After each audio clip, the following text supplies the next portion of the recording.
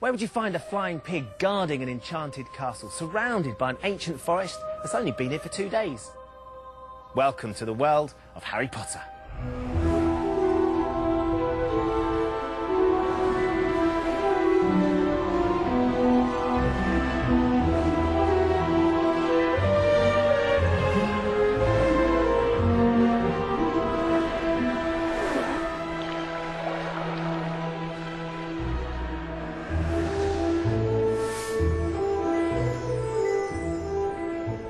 We've come behind the scenes during filming of Harry Potter and the Half-Blood Prince, the 6th film in the series. And the most exciting thing this year is, I'm going to be in it!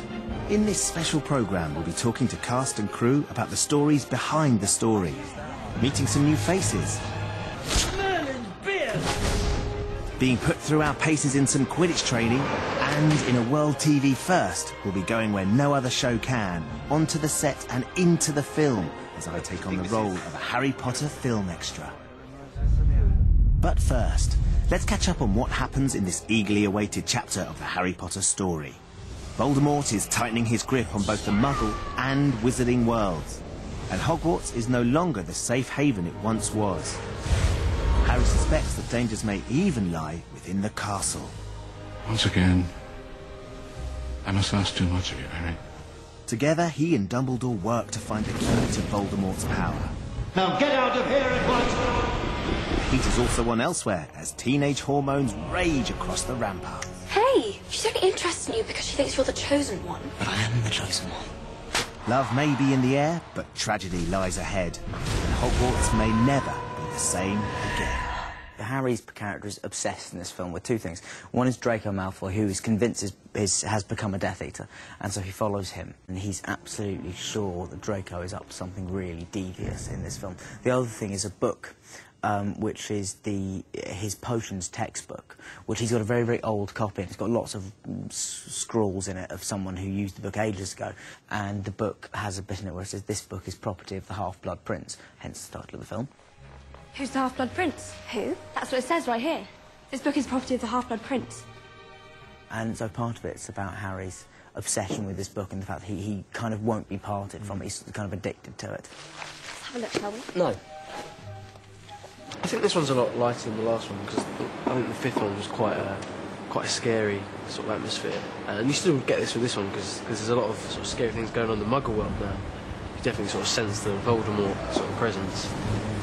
And there's quite a lot of romantic sort of storylines in this one, so it should be quite fun. Hermione's a mess in this one. She's not the best in potions anymore because Harry's got this special book.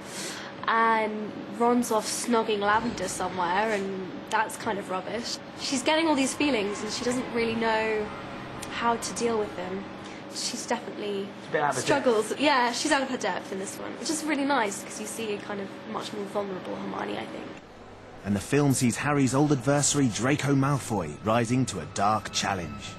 He's always envied Harry for being the all-seeing, all-dancing chosen one, so this is his chance to be the equivalent on the dark side, so he revels in it. There are over 80 different sets on Harry Potter and the Half-Blood Prince. Some that we know and love, some that are new, some that are inside, some that are outside. And some that are supposed to be outside, but have been built inside, like this one, Diagon Alley. Diagon Alley was originally seen in the first film, The Philosopher's Stone. But, in these darker times in the Wizarding world, most of the shops are now boarded up. This is the street in which I'll be working as an extra, so while they get it finished, I'm off for a fitting with costume designer Shani Tanim.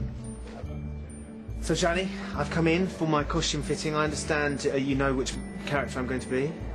Yes, you're going to be an extra in Diagon Alley, one of the dad. One of the parents? One of the parents, and one of the dad going to buy books.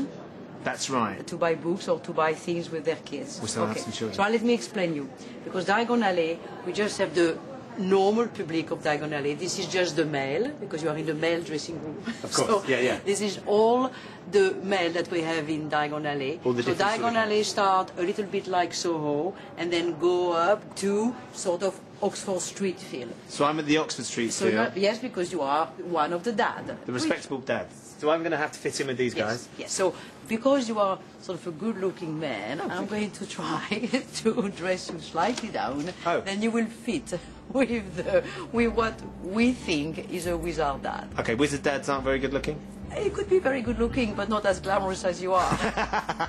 Never been called glamorous before. And my clothes over here? So let me show you. Everything will be those colors, because the whole street is in the grey.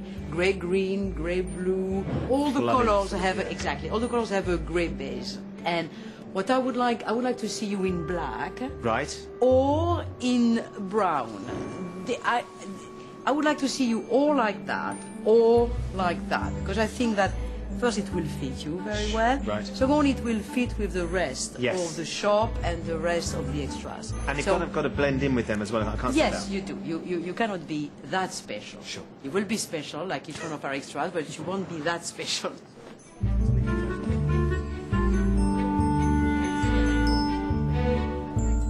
Let me look at you, Ben. It is our sort of wizard, and it is not yet made for you. When we will finish the trouser, when we will, steam everything, make it on your size, make it really all perfect, it will be beautiful. Believe me. Now we just need to audition my children. Oui. Next step. Coming up after the break, we discover how the filmmakers did this to one of London's most famous landmarks. And we meet the new potions professor, who may hold the key to the secret of Voldemort's power.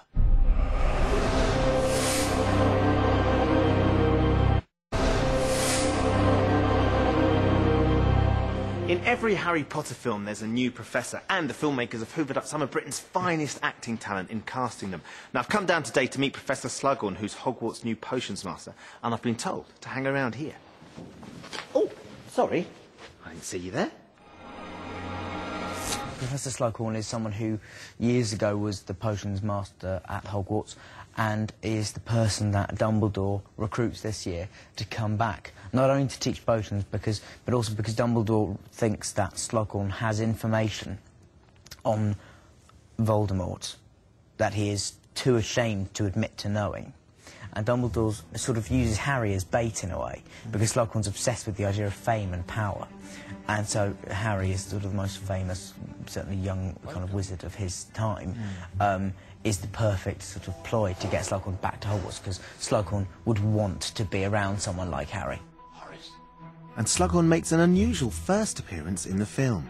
Dumbledore and Harry come into this house that has obviously been ransacked, and there is a purple striped armchair, and Dumbledore performs a bit of magic, and out of that armchair evolves Boris Slughorn, who has disguised himself as an armchair, so there's a bit of special effects. In lavender straight off. purple pyjamas. In lavender, in the same material as the armchair.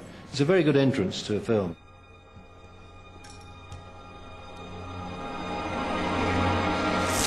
Merlin's beard!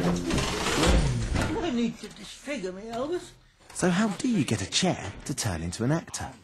Working with an actor like Jim Broadbent, it just seemed the logical thing to let him drive the performance rather than come up with a slightly cartoony sort of caricature in terms of a chair. Here's a mega $1 million Hollywood movie, and we basically put him on a plank of wood and sit him on this plank of wood. Well, it's a little bit more elaborate than a plank of wood, but it's kind of a plank of wood. It's a shiny plank of wood. It's a shiny plank of wood with two guys operating it, and it sort of springs him up. I just said to Jim, you know what? Imagine you're a chair and then you're turning out of a chair and you have to shake all this fabric off. And he did this rather eccentric, crazy, quite funny acting transformation from a chair to a human, all in a performance. And of course that was great, because from there, using our designs of what we wanted the chair